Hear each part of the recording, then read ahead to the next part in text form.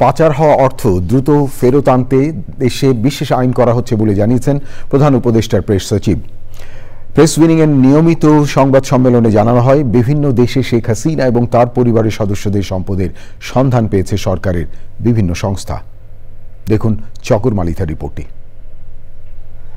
বিদেশে পাচার হওয়া অর্থ ফেরত আনার বিষয়ে প্রধান উপদেষ্টা অধ্যাপক মোহাম্মদ ইউনূস সোমবার বৈঠক করেন এই সংক্রান্ত টাস্কফোর্স এবং উচ্চ পর্যায়ের প্রতিনিধিদের সঙ্গে। পরে বৈঠক নিয়ে ব্রিফ করেন প্রধান উপদেষ্টার প্রেস উইং।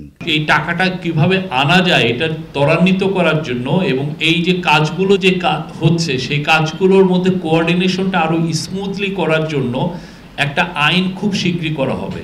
পাচার হওয়া অর্থ দিয়ে দেশে দেশে সম্পদ করার তথ্যের কথা জানানো হয় প্রেস ব্রিফিংয়ে।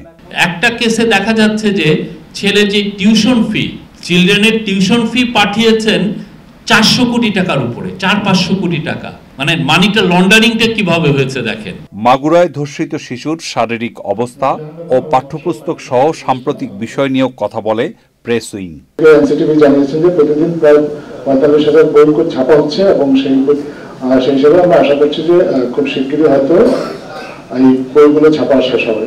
শিশুটির শারীরিক অবস্থা খুব সামান্য উন্নতি হয়েছে, কমান্ড লেভেল 3 ছিল, আজকে সেটা 5-এ উন্নীত হয়েছে এবং মস্তিষ্কে পানি জমে গিয়েছিল যেটা এখনো অপসারণ করা সম্ভব হয়নি। তার বুকের মধ্যে যে বাতাসটা জমেছিল সেটা দূর করা গেছে এবং চিকিৎসকরা আশাবাদী হয়তো তার স্বাস্থ্য অবস্থা একটু উন্নতি হবে 2 দিনের মধ্যে।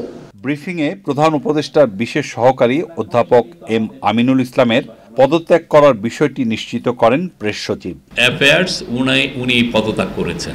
চকর মালিথা, চ্যানেল আই, ঢাকা।